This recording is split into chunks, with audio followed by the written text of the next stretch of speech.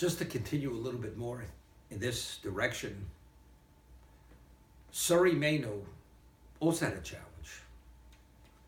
She could have become the queen of Egypt. She would have been the wife of the mightiest man in the world. But Sarah, being the holy woman that she was not enticed to any degree to succumb to this temptation of glory. But rather, she said, smite. She would not allow herself to be defiled, even by the king of Egypt. This is also Masa of a similar bunny. It's unheard of. The Jewish people spent 210 years in Egypt. And a good part of the time we were in bondage, we were slaves. We were chattels of the Egyptians.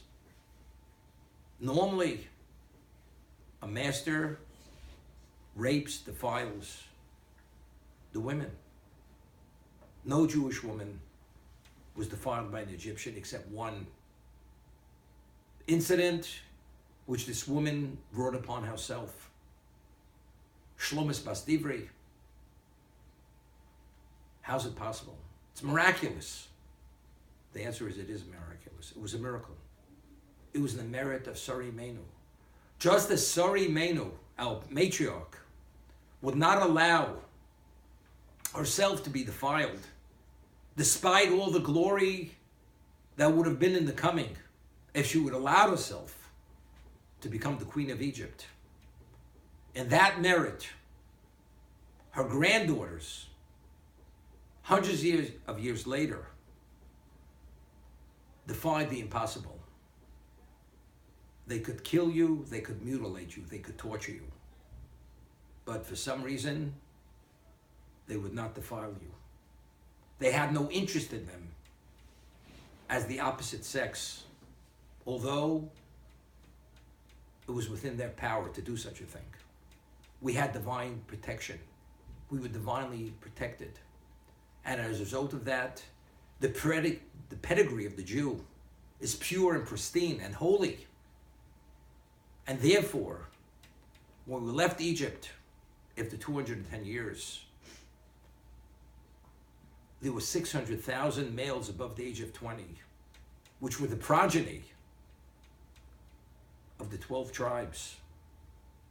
They were the grandchildren of Abraham, Isaac, and Jacob, the Avos HaKadoshim, the holy patriarchs, who we were promised that ultimately we would be taken to be God's chosen people. But if God forbid, the women would have been defiled, and the progeny, the children, would have not been of Jewish paternal descent, there would have never been a purpose or any value in redemption, because redemption was only to become God's holy people. If the pedigree was Egyptian, there's nothing holy about this people. It would have never happened. The objective of existence was ultimately there should be a people who are qualified to receive the Torah at Sinai. That was the purpose of creation. That would have never been met or addressed.